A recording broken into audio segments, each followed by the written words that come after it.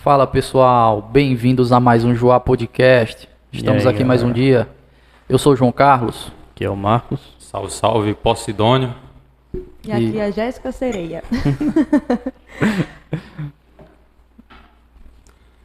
E primeiro agradecer quem está acompanhando já. Continua aí porque vai ser um bate-papo massa. Show. Agradecer a Jéssica Sereia por ter aceito novamente o convite. E é isso aí, a gente vai tirar algumas dúvidas, né? Isso. Para o pessoal que eu acho que estava acompanhando, né? Que a gente tinha soltado antes, que já era para ter acontecido esse bate-papo, que aconteceu e que infelizmente a gente teve alguns probleminhas técnicos e teve que remarcar e agora está dando certo. E é isso aí, algumas perguntas vão se repetir, outras eu não lembro, outras eu não fiz. Mas a conversa vai fluir, pode ficar vai rolar. tranquilo. Certeza. E antes da gente começar, eu queria só dizer aqui pra vocês que, por favor, pra você dar uma força pro nosso canal, compartilhe com a galera, com teus conhecidos, com a vizinhança, com os amigos, que isso ajuda bastante a gente. E se inscreve no canal também, beleza? Deixa o like. Comenta o que tá achando aí. Essa bagaça. E já inicio com aquela perguntazinha, de onde surgiu a Jéssica Sereia, aquela vontade de ir para a arte? Então, Jéssica Sereia nasce lá na Paraíba, em Campina Grande. E esse contato com a arte é desde a infância, né? Eu sempre digo assim que aprendi a fazer arte, a enxergar e a entender com meu avô materno, com o vô Jorge, que é um marceneiro, fazedor de brinquedos, como eu digo. Ele cria muitas coisas, reaproveita para doação. E aí, desde criancinha ali, vendo ele fazendo aquelas práticas, acabei me apaixonando também, pegando alguns materiais que já estavam ali na oficina dele e tendo esse contato com a arte, né? E aí, depois de algum tempo, é que eu entendo realmente a arte como profissão. E aí, trago para mim com mais seriedade. Depois que eu vim para o Cariri, é que começo a trabalhar mesmo e a entender a profissão artista. No caso, teu avô trabalhava mais com madeira, com arte na madeira. De tudo um pouco, né? Ele faz brinquedos, Tranquilo. faz brinquedos, faz tabuleiro, ele pinta, ele pega brinquedos já usados e remonta. Inventa de tudo um pouco, mas ele pinta também. Massa. Tá bom. Jéssica, e até pra galera que não te conhece, qual a tua especialidade na arte? O que é que tu mexe tanto assim? Qual o teu trabalho em relação à arte? Então, eu faço de tudo um pouco, mas hoje eu estou muito mais focada em muralismo, né? Muralismo e grafite, mas também trabalho outras superfícies, como tecido, bolsas, miçangas, enfim, tudo que tiver muito ligado à arte visual, eu estou produzindo. Massa. Aí qual foi, já quando voltou, tu teve essa atenção pra arte, qual desses foi que tu começou a fazer, primeiramente? O muralismo ou foi o artesão? O que foi que tu começou a fazer primeiro? Artesanato. Artesanato. De primeiro, assim, mais nova, eu fazia mais arte, pegava camiseta, pintava. Cheguei a pintar, assim, parede com tinta de tecido. Mas de primeiro mesmo foi tecido. Eu comecei a experimentar tinta de tecido e aí essas que sobravam eu experimentava em tudo. Mas já era pintura no caso, né? Pintura do meu próprio quarto. A gente conversou aqui no off, e já tem que conversar também, que além do muralismo e o artesão, tu também faz social media, não é isso? Assim, e tu não é muito tua área, mas tu também faz, né? Eu estudo design, né? Fazem aí 4 anos que eu vim para o Juazeiro e justamente comecei o curso de design gráfico. Uhum. E aí essa área começou a florescer mais na minha vida, assim. Profissionalmente falando, tive algumas experiências com personalizados, com agência de marketing, design, enfim. E aí, além do curso, tenho essa questão de desenrolar profissionalmente para me virar. Mas é como se fosse um extra mesmo. Isso é bom porque você tem uma gama, né, no seu portfólio ali, né? Você faz muitas coisas, né? De tudo um pouco. Isso é muito bom. Tu trabalhou com alguma coisa relacionada a, tipo, sem ser pintura, algum artesanato feito à mão, alguma coisa assim ou não? mais tipo crochê, alguma coisa Faço desse bordado. tipo? Bordado, isso. Que lá no início eu comecei com bordado urbano também. Quando a gente começou a bordar, era mais essa questão do A Coletivo, que tiveram oficinas. E aí a gente fazia bordado em grande escala, né? Ainda fazemos bordado em grande escala. Mas meu primeiro contato com o bordado não foi bastidor pequenininho. Já era tela e já era para colocar na rua. Mas, no caso já foi aqui, no Cariri. Foi no Cariri, em 2018. Uma oficina no Crato que eu participei. E da oficina a gente conseguiu aí formar o A Coletivo. Até pra galera dar uma olhada no trabalho da Jéssica, dá uma olhada lá no Instagram dela. Em relação a isso, uma pergunta, eu vi lá o muralismo, teu trabalho lá, e eu vi o teu estilo. Em que tu se baseia esse tipo de trabalho, esse estilo do muralismo teu? Que eu vi uns traços lá assim, tipo, posso estar enganado, mas é como se fosse um tipo indígena, alguns roxos que eu vi lá.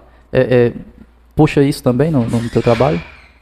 Eu gosto muito de trabalhar a questão da ancestralidade. Então, eu sempre digo que eu retrato o mundo dos encantados, né? O mundo dos encantos, que é algo mais espiritual.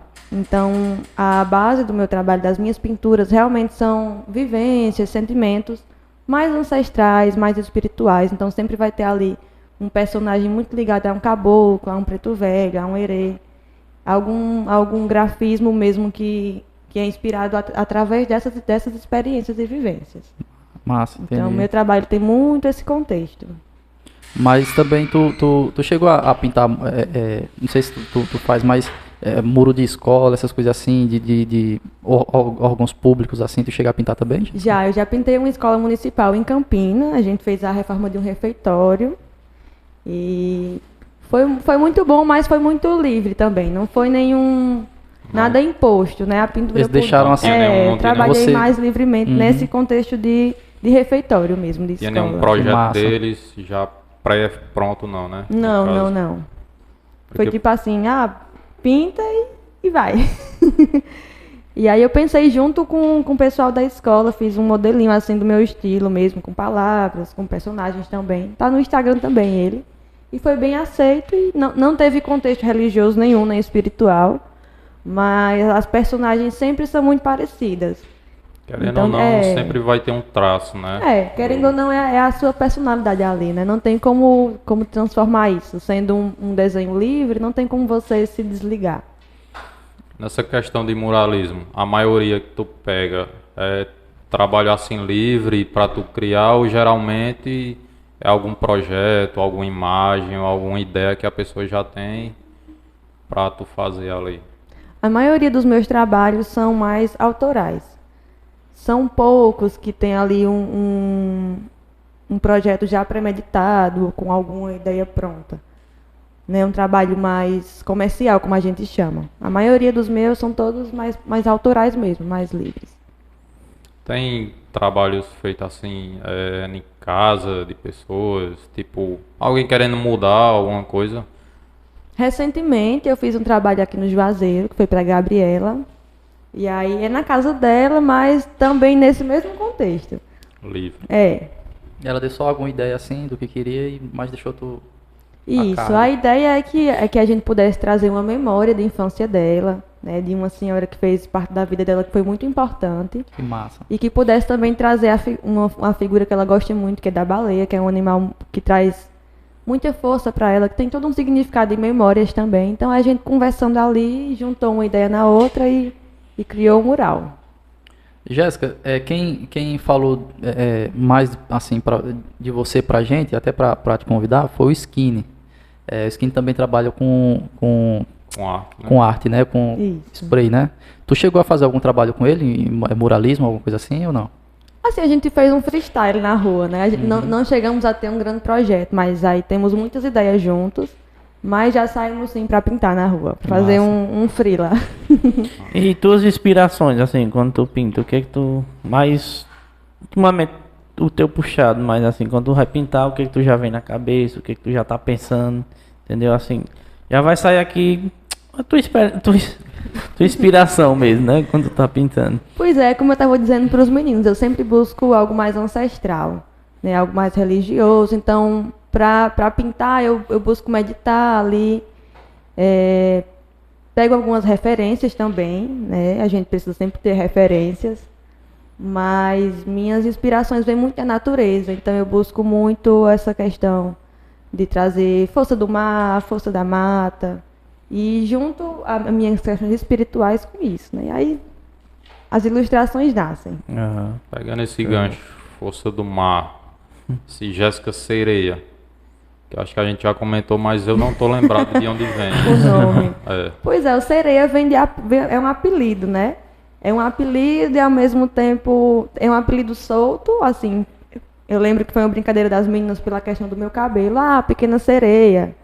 Coisa de escola, foi? Referência a desenho animado, mas depois virou coisa séria, porque tem toda essa questão também com Iemanjá, então o sereia é uma brincadeira e ao mesmo tempo algo ligado à espiritualidade. Tem dois contextos. Quando veio esse apelido, esse nome, foi mais questão do desenho mesmo, de brincadeira. Não tinha essa ligação espiritual. Eu sempre tive muito contato com o mar, sempre gostei muito de estar na beira da praia, sozinha.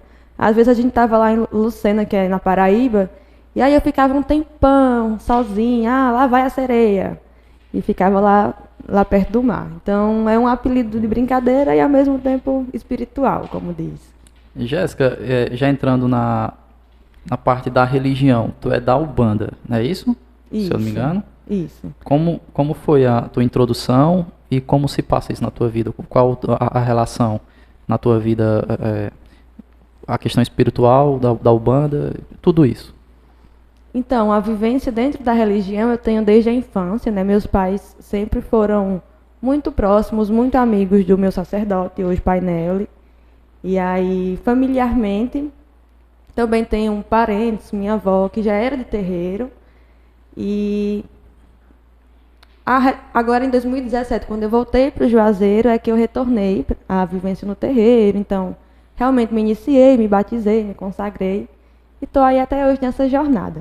Mas aí a experiência de primeiro contato mesmo foi desde criança.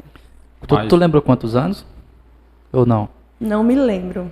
Mas deixa eu te perguntar, antes que eu esqueça. Porque eu tive uma experiência quando era pequeno. Eu até te falei, né? Quando eu era pequeno. E nessa experiência eu tive medo.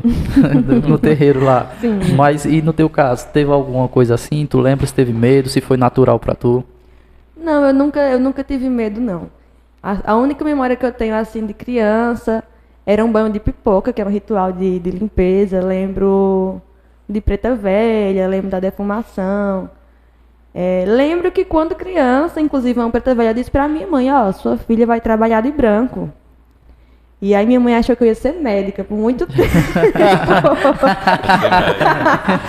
Ela achou que eu ia ser médica, e eu nunca me esqueço disso, dessa Preta Velha falando pra ela que eu ia trabalhar de branco, e mãe lá, iludidíssima, que eu ia ser médica, mas ela quis dizer que eu ia ser de terreiro, né? E aí, tempos depois, eu acho que faz uns 15 anos, isso, 16 mais ou menos, é que eu retornei.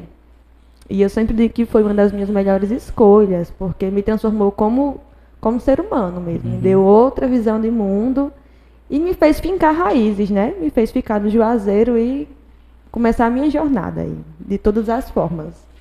Pessoal que não conhece, o que é uma Preta Velha? Uma Preta Velha é uma entidade, né? Uma mentora da Umbanda. É um espírito que a gente chama. Que se comunica através de algumas do pessoas. Médium, isso. Do médium. E aí é como um espírito de um idoso, né? De uma senhora, de uma vovó, como a gente diz. Como é o nome do teu mentor, que tu falou? Pai Nelly. Pai Nelly, é? Nelly. Nelly. Pai Nelly, queremos você aqui, hein? O convite já tá feito. Já tá feito. Os bastidores aqui já estamos programando aqui. Coisa boa. Tu dá... Assim, pelo que se percebe, pelo que pouco que a gente conversou já, a gente percebe que tu é uma pessoa muito tranquila, assim.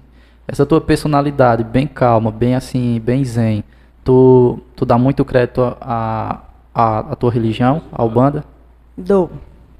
Dou porque, querendo ou não, a religião faz com que a gente busque mais o autoconhecimento. Não quer dizer que você vai ser uma pessoa perfeita, né? Que você não tem defeitos, que tudo é bom e belo. Não. Impossível isso. Mas vai fazer com que a gente aprenda a lidar muito melhor com as nossas sombras, com os nossos erros, buscar mais meditação, buscar muito mais conexão em Deus, na natureza. Então, querendo ou não, essa vivência e essa, como a gente chama, sempre estar se questionando, sempre estar se conhecendo melhor, faz com que a personalidade amance mais. Mas não quer dizer que no momento a gente não fique bravo, que não tenha situações que nos tiram do sério, né? Mas na maioria das vezes é sempre essa busca pelo equilíbrio. Como Até diz. porque todos somos seres humanos, né? Exatamente. Tem dias e dias, né? Dias e dias. Deixa eu te Pra mim perguntar- todo dia é complicado, mas vamos. Mas deixa eu te perguntar, para pessoas como eu, que sou ignorante em relação à Umbanda, como tu resumiria pra gente entender melhor o que significa a Umbanda? Então, a Umbanda é a manifestação do espírito para a prática da caridade, né? A gente tem Tava tentando lembrar. esse ditadozinho, porque é uma religião espírita, né, que traz muito esse contexto de reencarnação, de evolução, e traz desenvolvimento da mediunidade, né? Todo ser humano é um médium. E aí são diversos tipos de mediunidade, e a Umbanda trabalha muito através da mediunidade de incorporação. Então, a incorporação é quando um mentor, uma mentora vem trabalhar em terra, dar um conselho, fazer uma limpeza, ajudar em uma questão de saúde, enfim. Era isso que eu ia... Tu acredita resumo é isso. que tem algumas coisas parecidas com o espiritismo? Sim, a Umbanda nasce numa mesa espírita, na verdade, né? A Umbanda foi fundada por Pai Zélio de Moraes, e Pai Zélio, com 17 anos, era um médium espírita. Ele era kardecista. E aí, a primeira vez que... Aqui da... do Brasil, acho que da Brasil. região de São Paulo ou Rio de Janeiro, se eu não me engano. Eu acho que do Rio. Mas enfim, brasileiro, Pai Zélio. E aí ele era um médium bem novinho, assim, adolescente da mesa kardecista. E aí um dia, em um trabalho espiritual, no kardecismo, o caboclo veio e aí anunciou que fundaria uma religião. O caboclo incorporou ele, um rapazinho, e disse, a partir de Uma hoje... mesa espírita. Uma mesa espírita anunciou que iria fundar a religião Umbanda. E foi através dele que tudo se Que iniciou. veio esse nome já. A Umbanda, quando o caboclo das Sete Encruzilhadas veio fundar, ele realmente trouxe essa questão dos espíritos ancestrais de indígenas e de negros, né, dos pretos velhos, como a gente chama. Porque na mesa kardecista não tinha esse trabalho com esses espíritos, com esses mentores, né? Então, a partir disso, o Pai Zélio foi um instrumento para que a religião fosse fundada. Eu fiquei curioso nesse caboclo aí. Caboclo o quê? Caboclo das Sete Encruzilhadas. O que seria esse caboclo?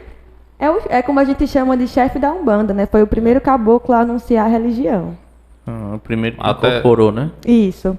Tem alguma ligação quando o povo faz trabalho em encruzilhada, alguma coisa? Então, é ele se referência a denominou assim porque ele dizia assim, meu nome é Caboclo das Sete Encruzilhadas, porque para mim não haverão caminhos fechados, Todos abertos. todos abertos. Jéssica, em relação que tu até falou um pouco aí, mas quando as entidades vêm, no caso, que a gente chama baixar, né? Baixar os caboclos, né? Sim, incorporação. Incorporação, é uma forma mais leiga de falar. Então quer dizer que quando é feita essa prática lá no ritual lá, Terreiro. no terreiro, Isso. eles vêm para dar uma luz, um caminho, assim, uma ajuda no caso, seria isso? Isso, porque a gente acredita Quando eles são invocados, no caso, né? Desculpa. Justamente. Muitas pessoas, né, pacientes, como a gente chama, chegam com problemas espirituais, com problemas mediúnicos. Então, esses mentores, eles vêm para dar esse suporte, né? Tem coisas que a gente não pode fazer, então o mentor vem e faz. Massa. Eles trabalham mais nessa questão de direcionar ou eles trabalham também de agir naquela pessoa no necessitado? Depende da situação. Digamos que você tem ali um problema de saúde, que você foi no médico, já foi 1 milhão de vezes e o médico não consegue achar o que é, não diz o que é.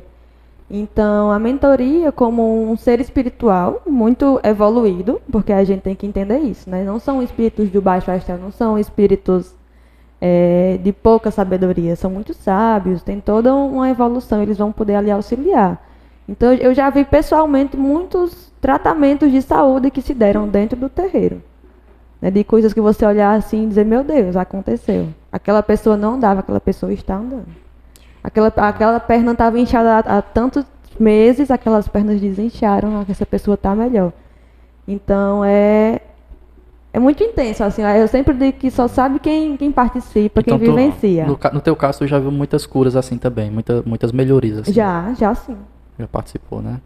Deixa eu te fazer uma pergunta em relação o que tu pode explicar pra gente desses despachos que são feitos. Por que é que as pessoas fazem esses despachos e qual a intenção? Tu que é mais por dentro disso, o que é que significa isso? Aqueles despachos que quando a gente passa, muita gente tem até medo de tocar, de chegar perto daquilo. Tem um franguinho com farol. Hoje em dia é difícil alguém fazer por causa do preço das coisas, né? E é difícil achar no mesmo lugar, né? Então, existem diversos terreiros e diversas doutrinas. Dentro da Umbanda, né? Dentro da espiritualidade, né? Até mesmo dentro da Umbanda também. Tem coisas que não são da Umbanda, que tu vê que o pessoal assimila a Umbanda. Isso, porque existem diversas religiões espirituais. Umbanda, Quimbanda, Candomblé, Jurema, que são todos povos de terreiro. A macumba, como o pessoal fala, da Umbanda, Candomblé. Macumba é um nome pejorativo, né? E é um nome pensei que era pejorativo. Nunca mais eu Porque falo se eu- então, viu? Porque eu não sabia não, que era pejorativo não. Se eu não me engano, eu não sei se o que eu vi tá correto, mas tipo, macumba seria um instrumento Isso, um instrumento musical, musical. que faz parte do terreiro. Só o tambor, E né? macumbeiro é quem toca, a macumba que é o instrumento. Isso. Entendi. E aí a galera associa muito a algo negativo, que não era para ser um nome pejorativo, na verdade. Até porque a gente que é de dentro brinca um com o outro. Fala de boa sem muito problema, mas é como eu disse, são línguas e línguas, né? Tem muita gente que usa de uma maneira muito negativa, mas é um instrumento musical. E há muito tempo atrás, bem lá no início, antes da Umbanda ser fundada, já existiam as macumbas cariocas, que eram terreiros espirituais, né? Não se denominavam Umbanda, mas se diziam assim, macumbas cariocas, que já eram terreiros também. E em relação às entregas, como eu ia falando, né? Existem diversos tipos de religiões, umas que praticam entregas e outras que não. Dentro dessas entregas, Jéssica, por que tem ali um prato de barro na rua? A gente acredita muito em pontos de força da natureza, seja uma entrega na mata, uma entrega na beira da praia, uma entrega numa encruzilhada numa rua. E aí, dependendo do terreiro ou da religião, tem um contexto para aquilo ali estar ali. Entendi. Mais um exemplo, falando do meu terreiro, né? Se a gente for entregar frutas, fazer uma oferenda de frutas numa mata, numa floresta, a gente preza por ser somente frutas, por não levar nenhum tipo de plástico. Então tem todo um fundamento também. Respeito ao Tem a meio parte ambiente. ecológica também, né? Sim, tem a parte ecológica também. A Massa. consciência ecológica tem que ser fundamental. Muito massa. E como é que se diz? Essa prática do que eu ia perguntar agora que veio na cabeça, eu lembrei, né? Acaba vendo muitos filmes aí, o cara quer Diga. perguntar, né? Só pra. Diga, Não que eu diga. tô dizendo assim, né? Mas eu tô dizendo- Diga. Essas práticas voodoo tem a ver. A Umbanda também. Ai, meu alguma Deus, coisa a não ver com tô a Umbanda? sabendo perguntar, entendeu? Então, o voodoo, ele é de Nova Orleans, né? Ele nasce com Maria Laveau, também é um culto religioso. É um culto religioso. É outro culto é outro A gente religioso, só né? vê o lado negativo, É porque, né? cara, de tanto. A brincadeira Fazer dos um bonequinho bonecos. de- É porque como a gente ali, ó, legal. foi criado no, né, Pegar a no agulha no catolicismo, no pessoal que é crente, aí todo católico e crente quando vê é macumbeiro. Não E é- liga Aí a você macumba- não entende que tem outras vertentes como tem a igreja também. Hoje em dia Não, e- milhares de igreja evangélica, milhares de igreja católica. Não, e o Inclusive, ruim- inclusive eu vim só entender mesmo depois que a Jéssica Não, veio. é, Depois que a Jéssica veio e explicou muitas coisas pra gente. Mas eu não sabia que era tão amplo assim, não. Sim. E o Vou ruim medir. que a Umbanda, pra quem é de fora, quem não conhece, é descrito como algo negativo, tá ligado? Infelizmente, a maioria do pessoal É. que não conhece, né? Não, tipo macumba, que a gente sabe não que porra é, mas desde pequena, sabe, a macumba não sei o que, é corra do cão, é coisa nada a ver, né, bicho? Mas infelizmente Porque como a gente tem tinha muito esse conversado preconceito, né? da outra vez, essa questão da da colonização e também do império da Igreja Católica, para que eles pudessem crescer tanto, eles precisavam se desfazer do que já estava ali. Né? Então, essa nossa questão denegrir o que já existia, justamente, né, e o que for surgindo. De a gente crescer tendo esses maus olhos, nossos avós, nossos bisavós. Acho que bisavós não, porque se a gente for buscar na nossa raiz ancestral, bisavós vamos achar até bisavós indígenas, bisavós negros, mas a igreja fez isso, né? Deturpou, de alguma forma, criou uma campanha negativa em cima de qualquer coisa que não fosse dela. Porque eles diziam que os índios eram pagão, né? Uma fake news de 1500 anos ainda. Justo. Mas deixa eu perguntar, entrando um pouco nesse raciocínio de André, em relação a como é que fala? Quando você faz um trabalho só que relacionado à parte negativa, entendeu?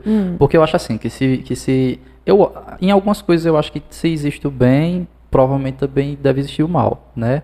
Mas tipo, tu acredita ou não é nem essa a pergunta, tu já presenciou ou o que é que tu pensa sobre esse tipo de trabalho negativo que as pessoas fazem? Tipo, trabalho de colocar olhado, de prejudicar a vida das pessoas, aquelas pessoas, esse negócio de trazer a pessoa amada, essas coisas, e esses atrasos de vida que as pessoas fazem para as outras. O que é que tu pensa sobre isso? Isso existe? Tu já presenciou alguma coisa assim? Então, eu nunca presenciei eu mesma de ver fazendo, né? Mas eu acredito sim, até porque, como a gente tinha conversado da outra vez, assim como existem pessoas boas, existem pessoas más. Assim como existem templos bons, existem maus templos que são mal governados. E, infelizmente, existe, né? A partir do ser humano ter ali aquele conhecimento espiritual para o negativo, ele pode fazer acontecer. E aí, justamente, entram outros terreiros de boa índole, de bons trabalhos, para que isso se desfaça. Eu te pergunto porque houve um tempo que eu vivi assim, sabe, nesse ciclo de pessoas que frequentavam e tal, e eu realmente via as pessoas fazendo, só que eu era menino, moleque, velho, não prestava atenção para saber se aqui estava funcionando ou não, se a vida da outra pessoa estava desandando ou não. Mas também entender que essas pessoas que praticam uma baixa magia, né, uma espiritualidade negativa, entender também que a força superior que nos protege é muito maior. Então, existe, vai funcionar, não sei se vai funcionar. Porque eu sempre digo que não tem nada maior do que a força divina. Então, se aquilo ali está realmente dando resultado em cima da vida de alguém que não merece... Olha que eu ia fazer essa pergunta, tipo, tem essas entregas negativas para certa pessoa, só que tipo, aquela pessoa lá que, tipo, eu faço para André, só que André faça não. André é alguém positivo, alguém que anda no caminho correto, tem uma espiritualidade, vamos dizer assim, boa, tem uma ligação boa, provavelmente não vai... Não vai dar certo. Não vai atingir, né? Não vai dar certo. É bom aqui é sobre ética espiritual, né? A gente está conversando sobre ética espiritual. Entendi. Então, se alguém estiver assistindo aí, olha, não faça, não vá atrás de amarração, não vá atrás de trazer o seu amor de volta em 3 dias. Não vá prejudicar o seu vizinho, não faça isso. Vá se conhecer melhor. Mas se vamos dizer assim, havia as teorias, né? Se o cara amarrar quem? Se o cara tá numa vida como é que se diz assim, de perdição, né? E a pessoa faz a amarração para, né, fazer ele para sua vida, ou ela ou ele, né, para sair dessa vida. É uma coisa boa, não? Eu acho que tu acha que não? Acho que não, cara. Gente. Se de algum... Né? Acho que não, porque vai contra a tua escolha. No livre-arbítrio. Vamos supor, se o cara quer estar na curtição, É uma coisa entendi, negativa, entendi. mas é a escolha É a dele. escolha dele, é o escolha dele. Não tá livre atrapalhando o arbítrio. próximo, né? Eu acho que mais ou menos isso, né? Porque tipo, Não, ele vai se amarrar comigo porque vai sair da curtição. Vai sair da curtição à força. Isso Não, que eu tem um tava livre-arbítrio. Isso. Esse- Tem o livre arbítrio. Não, eu pensei assim, porque pô, ela disse assim, tem coisas boas e coisas ruins. Eu pensei que Eu pensei dentro que- da ética religiosa podia ser não. Se é pro bem da pessoa, né? Eu pensei Apesar que dela estar no mau caminho, mas não pode interferir Não, aí, no por exemplo, a livre-arbítrio. gente poderia pegar a situação assim, se fosse uma pessoa doente de alcoolismo, que de maneira nenhuma tirar isso, né, tá aquele não vício. quer tomar nenhum tipo de remédio. Então, o que, é que a gente pode fazer em relação a isso? Né? Tem alguma coisa que se possa fazer? Aí vai se buscar dentro da espiritualidade o que é que se pode fazer. Mas é para uma cura, é para um tratamento, algo que realmente está prejudicando demais. Mas alguém que gosta de farrar, deixa bem à vontade. você fala, é uma cura, né? Mas partindo por esse lado daí que o André falou. Eu jurava que ele ia falar alguma Tipo- coisa realizada a dinheiro. Tipo, seria você. Também, né? Seria você obrigar uma pessoa a casar com você sem a pessoa querer, tá É, ligado? Porque é, seria uma é. coisa que não seria Não é natural. legal. Ah, então tudo bem. Bem estranho. Esclareceu aí. Jéssica, aí voltando um pouco aqui pra tua infância, que eu lembro da pergunta, mas pra galera que não viu. Na infância, na escola, como foi, porque tu já se identificava já com a Umbanda já, Sim. como foi pra tu o ambiente social das crianças, se tu sofreu bullying, essa coisa toda, foi normal pra tu ou teve alguma diferença? Então, veio ter alguma diferença no ensino médio, jamais pro médio. Na infância não, Adolescência porque ali. eu não tinha consciência religiosa nem espiritual, né? Tanto que, em relação a isso, eu acho que toda a infância deve ser livre de paradigmas religiosos. Você tem que deixar a criança ser quem ela é. Então, minha mãe sempre me deixou muito de boa. Chegou a me batizar ainda na igreja, por princípios e Na rituais igreja familiares, na Pressão, né, católica. familiar, né? Mas assim, não me afetou, né? Não era o meu caminho. Mas no ensino médio, eu sempre gostei de pesquisar essa questão afro-indígena. E aí eu me lembro sim que eu acho que no terceiro e no segundo ano, um projeto que eu fiz com o pessoal Afroarte, tiveram pessoas que gostaram muito e outras pessoas que acharam muito negativo, que não gostaram. Já eram de outra religião, então assim, rolou Se sentiram assim, incomodados, né? no se caso. sentiram incomodados, rolou um preconceito, mas esses preconceitos vieram muito mais no ensino médio do que na infância em si. Minha infância foi muito tranquila. E pra tu, então, foi tranquilo, né? E em relação à família, teus pais, não sei se tu falou, mas teus pais já eram? Eram simpatizantes, Simpatizantes. né? Meu pai sempre gostou de procurar uma benzedeira, um rezador. Mãe e pai sempre foram muito mente aberta, né? Eles não são fixos na religião, não são de dentro mesmo, mas simpatizam, visitam. Eles não são tão participantes como tu, né? não fazem parte mesmo, não são de dentro, não são iniciados, né, na religião. Mas são tranquilos e assim, familiarmente falando, dividiu opiniões. No início gerou muito estranhamento, porque eu acho que na minha família materna eu fui a primeira a me desgarrar da igreja. Então isso gerou sim um estranhamento, um questionamento, um porquê, não vai dar certo. Na família paterna foi muito menos, porque já tinham pessoas que frequentavam, mas hoje ainda divide opiniões, mas é mais tranquilo, não foi bem como no início, né? Deixa eu te fazer uma pergunta mais complexa. Em relação ao Deus mesmo, o que é, pelo menos para tu, porque você não pode falar pelas outras pessoas, né? Mas o Deus que se passam para vocês, no caso para você, da Umbanda, é o mesmo Deus da Bíblia ou tem alguma diferença? Então, na minha visão, né, eu não posso falar da Bíblia porque eu não li a Bíblia. Não leu, né? Mas na minha visão, Deus para mim é o todo. É o tudo. Eu posso encontrar Deus numa formiguinha, numa folha, numa árvore gigante. Posso encontrar Deus no mar. Posso encontrar Deus aqui nele. Então, tudo que é vivo, que tem vida para mim, é Deus. Eu tenho esse contato com ele dessa forma, né? Eu rezo para ele dessa forma. Não sei se é o Deus da Bíblia, porque a gente tem esse ensinamento de um Deus que castiga, de um Deus que impõe, severo, de um né? Deus que limita. E para mim não é assim. O Primeiro Testamento ele era bem, vamos dizer assim, meio que, no exagero da palavra, carrasco, né, no Primeiro Testamento. Outra pergunta, em relação à morte, na Umbanda, como é tratado a morte na Umbanda? É um processo natural? Vocês acreditam vida pós-morte, alguma coisa desse tipo? Tu pode explicar um pouco disso pra gente? Na Umbanda a gente acredita em reencarnação. Então a morte é um processo natural evolutivo. Então, no caso, vocês acreditam na reencarnação, né? Sim. No princípio da reencarnação. Tu já... Aí como é que se diz essa parte do... Porque na Bíblia, né, a parte que até que eu li da Bíblia, né, que se refere mais, tirando a parte espírita, que o pessoal também divide muito o espiritismo da Bíblia com o que fala na verdade. Tem uma parte que tem o purgatório, né, o inferno e o céu, né? E como é na Umbanda? Essa parte assim, quando você morre antes de reencarnar, ou já encarna direto? O processo pós-morte, né? Morreu e encarnou. Não, no processo pós-morte a gente também vai muito nos princípios espíritas, né? De ter também cidades espirituais, ter ali aquele processo de cura. Porque quando a gente está aqui na Terra, né, nessa vida terrena, nem sempre a gente consegue ali cumprir a missão que a gente veio para cumprir.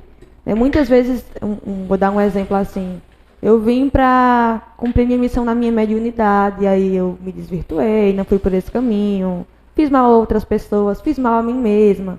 Então, nessa passagem de morte para o plano astral, né, lá eu sou recebida por meus mentores, então vou passar por um processo de cura, para que eu possa reencarnar de novo, entender. E aí, começa-se o processo novamente.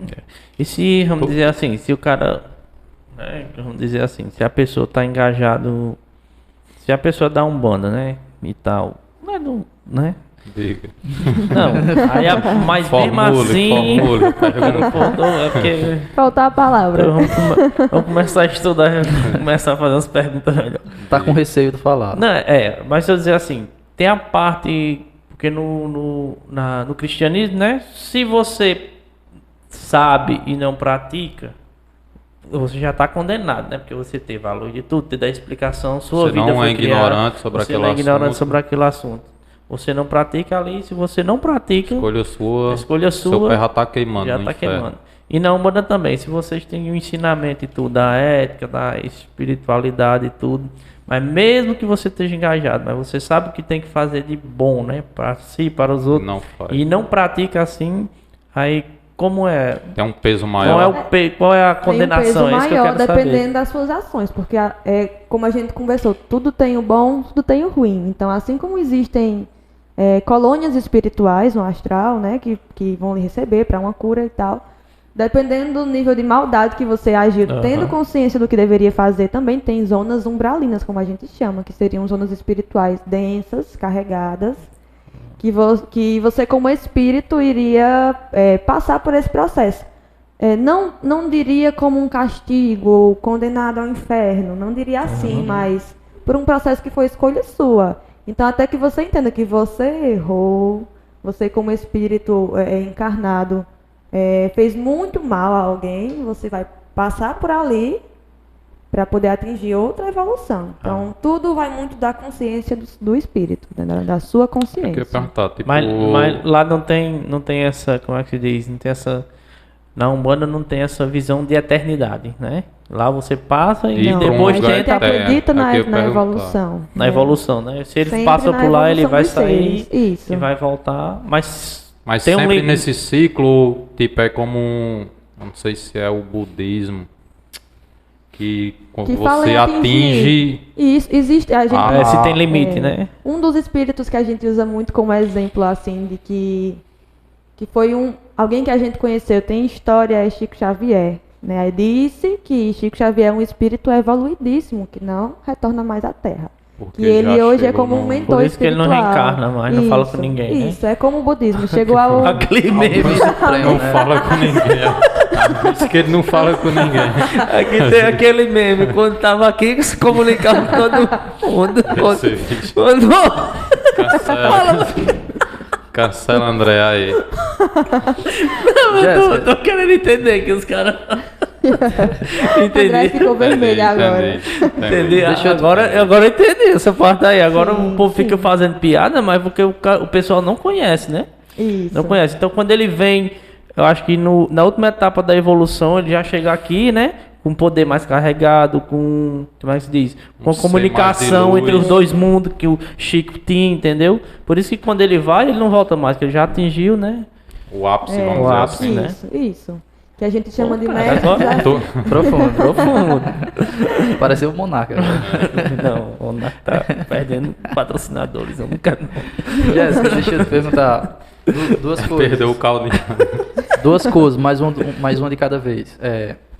Primeiro, sobre essa ideia que a Ubanda passa, que é sobre a morte. Por você participar nela, mas mesmo assim você acredita firmemente nisso? Que tu acredita nesse processo depois morte? Acredito. Acredita, né? A outra seria, como foi, porque tipo assim, deixa eu explicar. Quando eu me entendi por gente, que eu descobri que a gente morria, foi um choque pra mim, até eu aceitar essa ideia.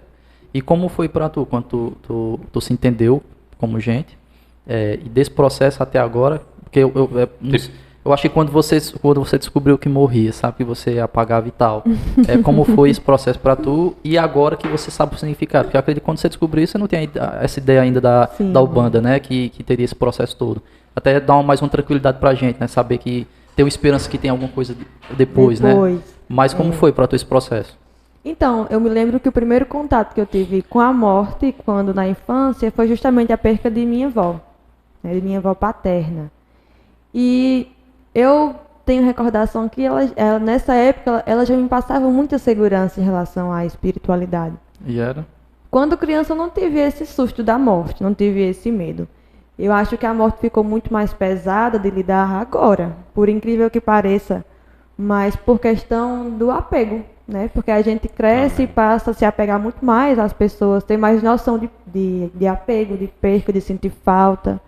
Eu sempre me considerei uma criança tão desapegada assim, tão livre, mas hoje, mesmo com essa consciência de evolução, eu acho que um dos principais pontos negativos é realmente saber lidar com o desapego.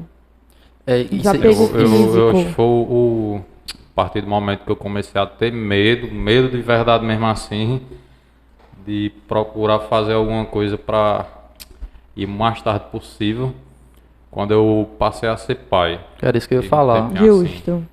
Aí eu fiquei nessa brisa, sabe? Do apego. E tipo assim, qual é a minha crença? Eu acredito que existe algo depois daqui. Até porque pra mim não teria lógica se não tivesse algo depois.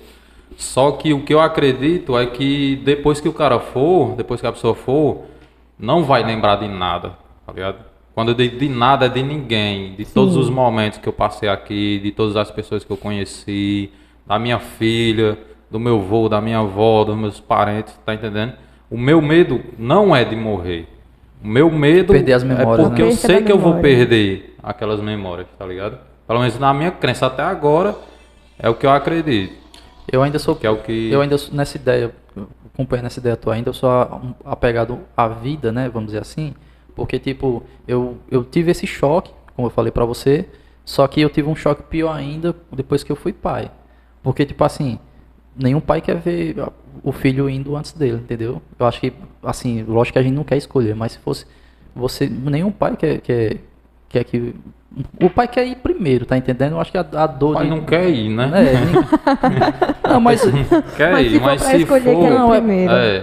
A gente fala quer porque é inevitável. Você não tem que querer. A Né? gente É aceita, inevitável. né? A gente aceita. Não aceita não. Vai do mesmo jeito, mas eu não aceito não. Só que tipo, a gente, nessa questão de apego, tá entendendo? Se você vê um filho partindo, deve ser uma lástima, deve ser muito triste, tá entendendo? Eu acho que né, em relação a isso eu tenho essa versão. Pegando essa brisa. Tu acredita que nessas voltas, nessas reencarnação que chama, Isso. tu acredita que ainda tipo possa vir com algum resquício de Lapsos de outras memória. vidas, lápis de memória, Sim. essas coisas? Sim, quando a reencarnação, isso acontece muito mais quando criança, na verdade. as crianças são muito mais sensíveis, né? E elas são muito mais inocentes, como a gente chama quando a gente chega aqui. Não tem tanta carga, como é que eu posso dizer? Tanta carga do mundo. Então, tem mais facilidade de a gente encontrar crianças médiums que às vezes lembram de uma pessoa que ela nunca viu, mas ela sabe alguma coisa ali daquela pessoa, ou realmente traz lembranças de outras vidas, sabe? Gostos, quereres, que às vezes o pai faz, oxe, esse menino aprendeu isso aonde? E às vezes vem realmente de alguma outra vida. Acredito que vem de outras vidas. Tu acha que o déjà vu tem alguma coisa a ver com reencarnação? Não memória? sei. Alguma memória? Não Eu sei. juro que isso aqui já aconteceu, né? Cara, Aquela- já, assim, pode ser paranoia do cara, pode ser o cara delírio, mas teve um momento assim que eu tava aqui com minha esposa e tal, aí eu disse, eita porra, um déjà vu, vai acontecer. Aí eu falei pra ela, ó, vai acontecer isso, isso e isso, em seguida acontecia. Eu digo, que merda é isso, cara? Como se eu já tivesse passado por aqui, tá ligado? Pode parecer Sim. pira do cara, mas que já aconteceu, aconteceu. Tipo, não uma coisa extraordinária, sabe? Mas tipo, simples, mas uns 5 cara- segundos depois do que ia acontecer, eu ditei lá e aconteceu. Eu não ligaria a reencarnação, porque reencarnação a gente vai falar de vidas passadas muito antigas. É mais fácil ser reencarnação, tipo assim, eu lhe conhecer agora e ter uma memória com você, uma ligação com você. Isso pode ser da reencarnação, mas o déjà vu é algo muito recente, tipo assim, eu senti que realmente isso daqui já aconteceu. Então não sei se tem essa ligação. Fazendo um complemento aí, eu ligo mais como se fosse aquela ficção científica, o Rick and Morty, tá entendendo? Como se você voltasse no tempo, um momento ali, tá entendendo? E você repetisse o que já aconteceu. Enfim, besteira da minha parte. Um padrão da memória, né? Isso. Feito Exato. borboleta. Hã? Efeito borboleta. Isso. Resumiu bem. Outra questão também, tu acredita ainda na religião, assim, Bota pra mim, na Jéssica, espiritualidade? por favor. Tu acredita que existem vidas em outros locais? Eu acredito que sim. Eu não acho que a gente esteja sozinho aí Em toda universo. essa no galáxia, universo, nesse universo? nas galáxias. Não acho que somos os únicos. Acredito em vida em outros diversos locais. Eu acho que o universo é o universo, né? Ele é infinito, Acho que gigante, seria amplo. até... Não sei se essa palavra seria arrogância, mas tipo algo pra gente achar que só a gente. Né? Não concordo. Também eu acredito. Agora, eu não sei qual seria essa forma, né, de vida em outros locais. Acho que não seja igual ao humano, algo físico assim. Deve ter outras formas. Sei lá, brisas e brisas, pensamentos. Deixa eu te dizer uma pergunta que eu não sei se eu fiz da outra vez em relação à arte. Tem algum preparo no local, tipo mural? Nos murais. Que é o que tu Sim. mais trabalha, né, ultimamente. Tem algum preparo, como é que se diz? Em todos os murais tem um roteiro, alguma coisa assim, parecida? Então, ou vai depender de cada um? Em relação ao preparo das paredes, depende muito da superfície, né?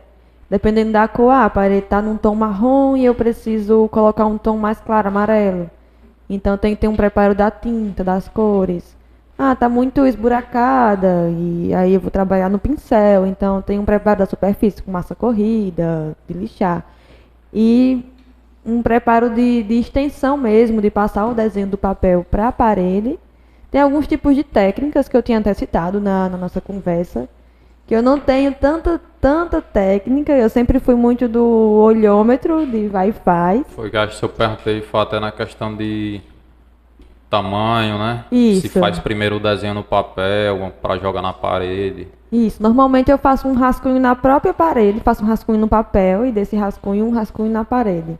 Mas um grande mural de grande extensão, tanto tem a questão da malha, né, quadriculada, de você fazer a malha no papel e depois na parede, e vai numerando.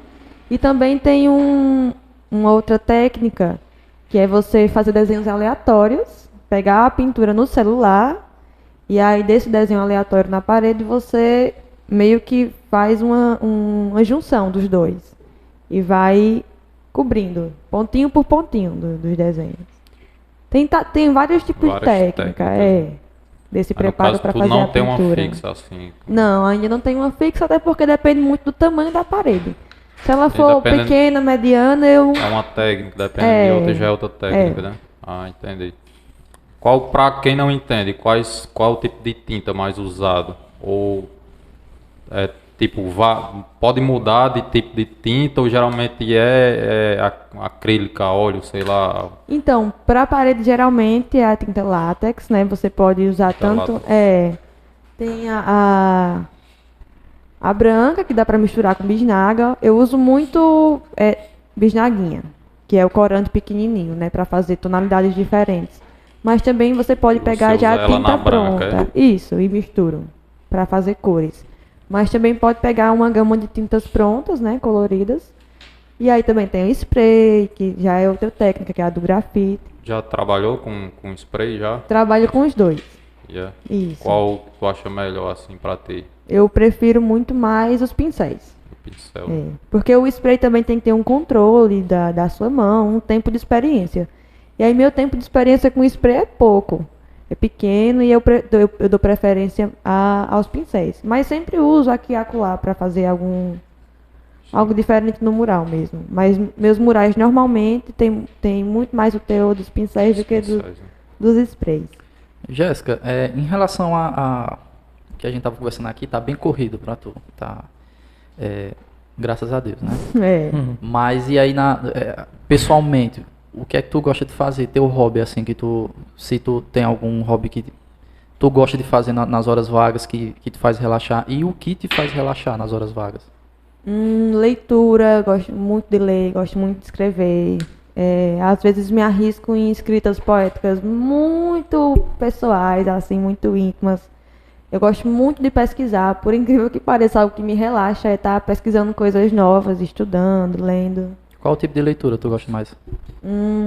Todos os tipos de leitura.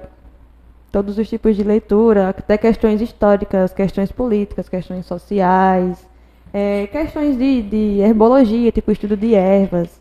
Ultimamente eu tenho estudado muito mais sobre ervas como fonte de cura.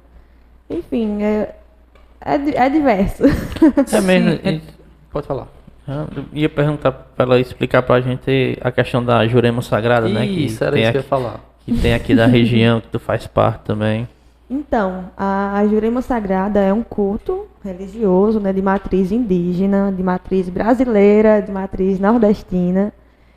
E nasce dentro das aldeias, né? O culto da Jurema Sagrada vai fazer referência diretamente à própria árvore Jurema Preta, né? Que é uma árvore do sertão, que as primeiras aldeias preparavam a beberagem da Jurema, que é uma bebida com a raiz da árvore, em rituais muito específicos.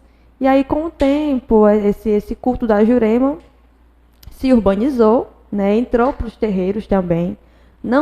Eu não posso afirmar que a Jurema Sagrada hoje é somente de terreiro, porque muitas aldeias ainda praticam, né? E é voltado justamente para a cura através da natureza, né? Através de um chá, de uma garrafada, de uma reza, de uma oração. Tem livros a respeito da Jurema? Da Jurema Sagrada. Tem alguns livros bem antigos. São antigos. muito, muito raros, porque a Jurema ela é passada oralmente. Então você tem que ter ali algo mais velho, alguém mais velho que você, que tenha tido a vivência, né? A Jurema é vivência e oralidade. Mas existem sim alguns estudos, alguns escritos, não são muitos, tanto quanto a Umbanda. Se você pegar assim a gama de livros sobre Umbanda, é imensa, mas sobre a Jurema é pouquíssima coisa que se tem escrita, porque é algo muito ancestral, muito oral. Então tem que ser vivido ali. Passado de geração por geração, no caso. Isso, então, né? isso. É um culto que a gente chama familiar.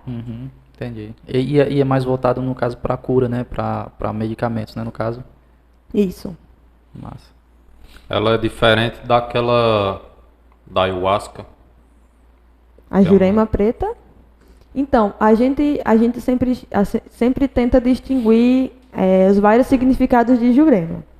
Porque tem a Jurema árvore, tem a Jurema bebida. Né? Existem espaços xamânicos que praticam somente a beberagem da Jurema. É parecida com a ayahuasca, mas como o preparo é diferente, tem outra força, né? Tem outra como é que eu posso dizer? Propósito? O propósito é o mesmo. É o mesmo? A beberagem da ayahuasca e da jurema vai ser justamente essa vivência espiritual, né, de autoconhecimento. Mas por ser outra raiz, outra Questão da casca, limpeza da interna limpeza também, né? interna. Tu conhece alguém próximo que já experimentou a ayahuasca? Tenho conhecido, sim. E Que elas fazem parte, inclusive, do espaço xamânico, que é a Morada da Jurema, aqui no Cariri. o relato deles, da experiência, tu chegou a perguntar e tal? É sempre muito positivo, né? E é? Com quem eu conversei que já teve essa experiência com a ayahuasca ou com a jurema, normalmente quem teve com uma teve com a outra, namorada, sempre falam que é algo transformador, né? Porque tem mirações, que são as visagens, passam ali aquele período muito interiorizando e realmente vendo, sentindo. Sempre são relatos positivos. Pessoas que se sentem transformadas com a vivência, com a experiência. É como se fosse uma terapia, Jéssica? Assim, tipo, você fez... Lógico, né? Tem aquela... A miragem que você falou. São as mirações. As mirações. Tem as mirações e depois desse processo, as pessoas tendem a se sentirem melhor em relação a seus atos, a se tornar uma pessoa melhor. Tem a ver com isso também? Ou Eu não? acredito que sim, porque quem busca o xamanismo, quem busca a medicina sagrada, como a gente chama, está buscando se curar de alguma coisa, né? Senão não seria medicina sagrada o nome. Então eles buscam essa medicina para se curar de alguma coisa. Quem procura se curar. Então isso já é um passo. Se você está tentando ficar melhor, ficar bem, a medicina vai lhe ajudar a enxergar onde é que você está errando mais. Você vai ter esse processo de meditação e de compreensão de como é que você pode se tornar realmente uma pessoa melhor nessa jornada na Terra. Massa. Eu pergunto porque eu vi, a primeira vez que eu vi, vou falar da ayahuasca mesmo, foi o Cauê falando, né? Da experiência lá com o Richard Rasmussen e tal. E fiquei bem curioso mesmo para saber.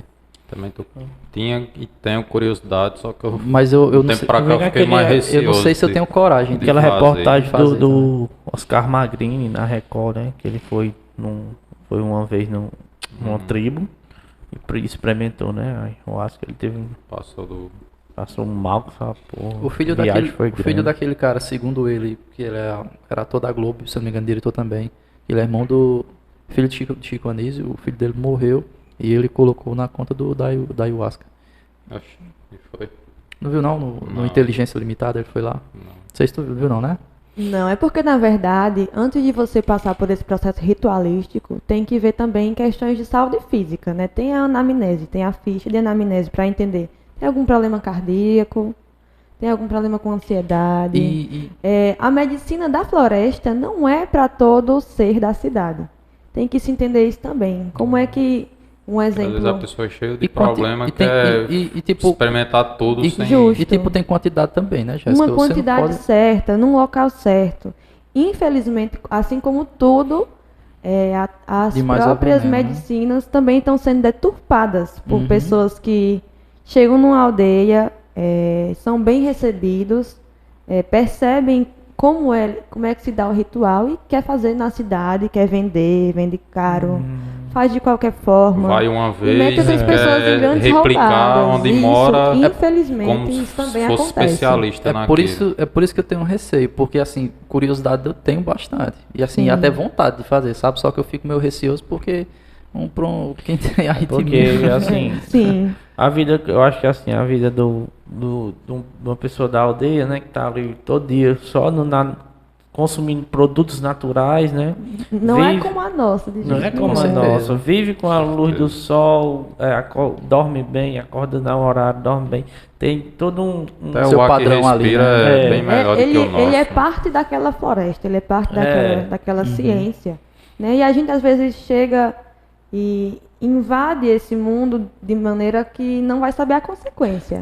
E até da forma que você falou, né? Não é pra todo mundo, porque tipo, você tá no momento seu, você tá pilhado, estressado, ansioso, você tem algum problema cardíaco.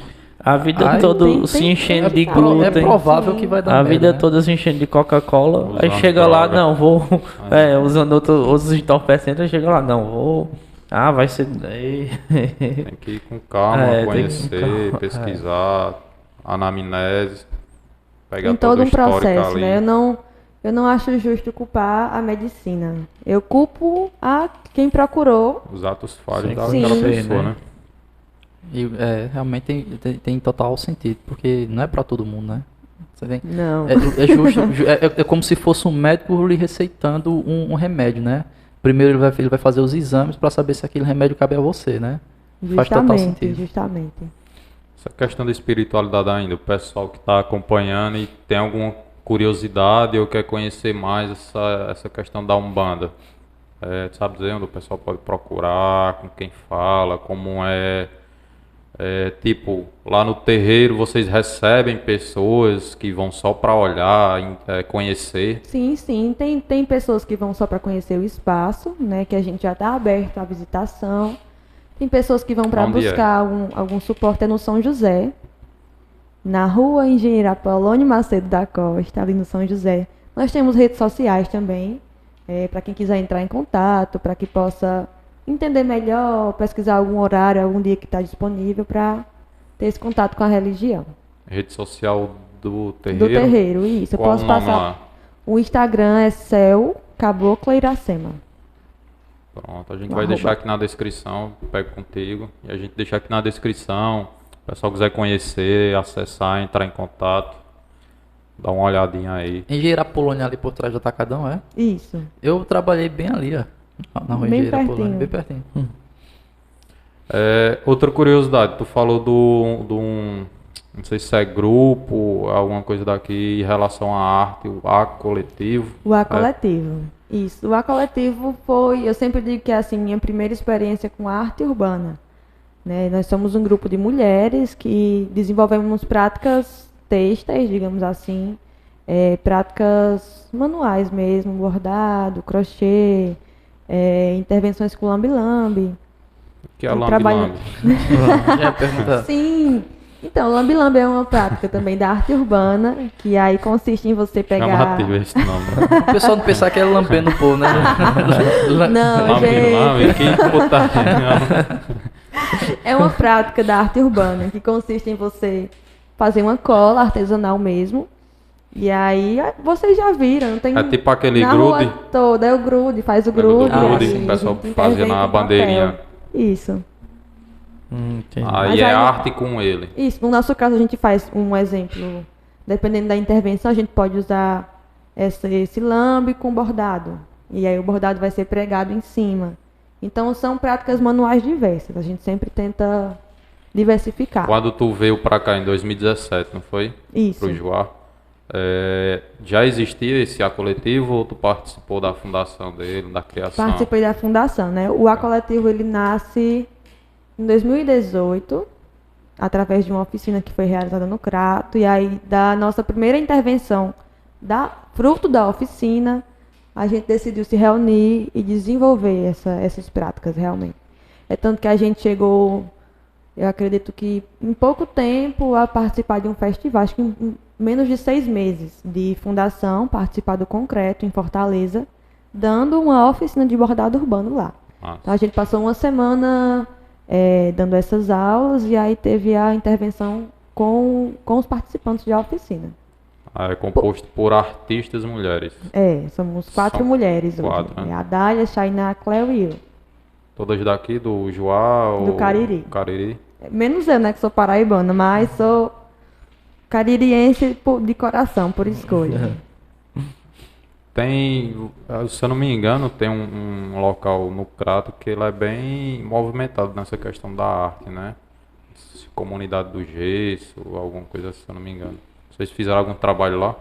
Isso, então, a comunidade do gesso eu sempre digo que é um fervo artístico, porque tem muitos pontos de arte e de cultura, né? A comunidade hoje, ela se transformou, historicamente falando, teve um mau passado, digamos assim, foi muito castigada pelas próprias escolhas da prefeitura, do governo de lá, enfim.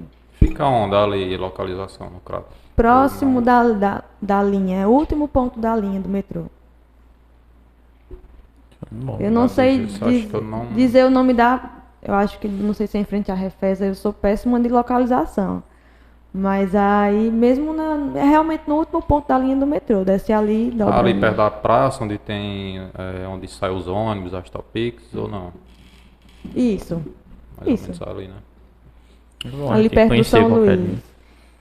E aí tem muitos pontos de cultura, tem muitas ONGs que trabalham, né? Inclusive eu faço parte do coletivo Camaradas, que é hoje realmente um coletivo que transformou muitas vidas da comunidade. Eu não estou falando pelo coletivo, mas sim pelas pessoas que você convivendo, você escuta como o coletivo fez mais do que a própria prefeitura, né? Nesse último ano a gente teve ações de urbanização mesmo, de fazer escadas, de fazer uma pequena horta urbana, de fazer calçada, de pintar murais, né, de fazer oficinas. Então, o coletivo sempre teve em muito contato de entender o que a comunidade precisa, de levar também leitura, de levar arte para crianças e para os moradores Esse mesmo. coletivo Camarada é daqui do Cariri também? Ou é específico só no Crato, só no Joá? O coletivo ele nasce no Crato, né? Atua muito mais no território criativo do Gesso. Ele nasce ali há 14 anos. Massa. Nossa, coisa que a gente nem conhece aqui. Eu É mesmo. viu? conheço Nunca mais ouvi só no falar. Face, eu acho. Tem algumas publicações que eu vi alguma coisa, mas Isso. não tenho contato direto assim. Massa. É estilo como se fosse, não sei se como se fosse uma CUFA, tipo algo que trabalha ali para a sociedade e em Isso. várias questões sociais, alimento, ajuda de alimento, dentro disso urbanização do local. Isso.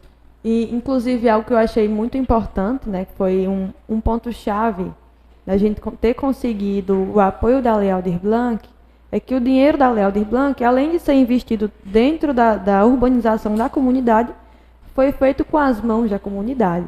Então, vamos contratar um pedreiro. Por que um de fora? Se aqui no Gesso tem um pedreiro, então o dinheiro vai para o pedreiro do Gesso e o pedreiro faz a calçada de lá, entendeu? Então tudo retorna, tudo acontece Fica ali. naquele ciclo ali, É né? um mundo, Massa. tudo acontece ali.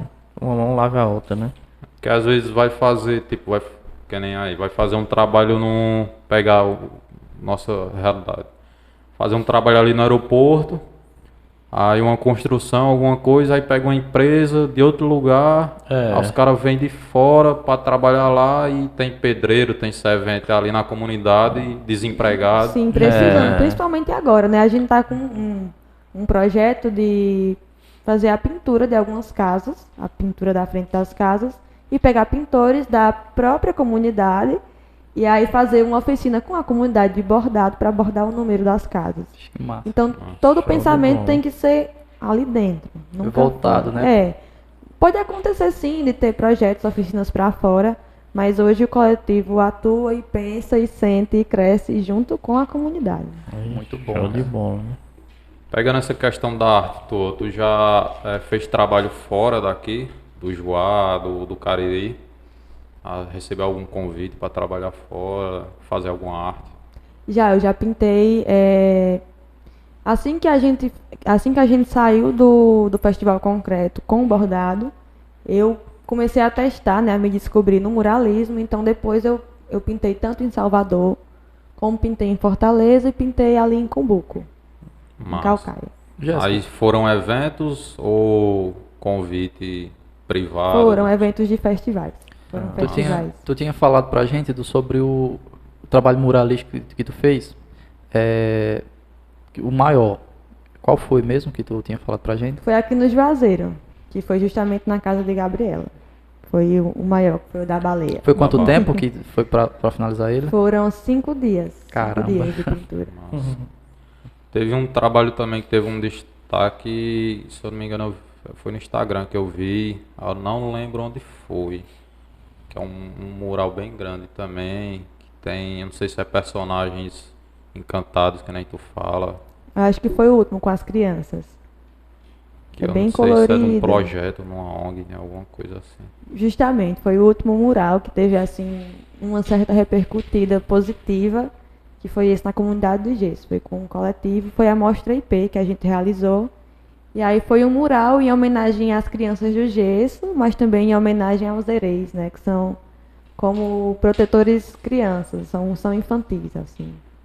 Então foi um mural que eu tentei retratar muito isso e retratar também as crianças brasileiras, que são indígenas, que são crianças pretas, trazer um pouco a cara da comunidade, mas também trazer um pouco do meu próprio trabalho, como eu falo, né, com uma questão mais espiritual e ancestral. Tu acredita que essa cena artística aqui, ela é abraçada positivamente? Tu acha que está tendo uma crescente? Ou é algo que ainda tem algum bloqueio? Tipo, não tem um crescimento? Não, eu não vejo bloqueio nenhum na cena artística do Cariri. Eu acho que a gente está crescendo devagarinho, crescendo e aparecendo, né? Dizendo, nós existimos, nós estamos aqui. Nós temos muitos artistas bons. Não só aqui no Juazeiro, mas também muito no Crato, pela questão do curso de artes visuais. Então, eu estou vendo, sim, muito mais união, né? Eu tenho pouco tempo aqui, tenho 5 anos.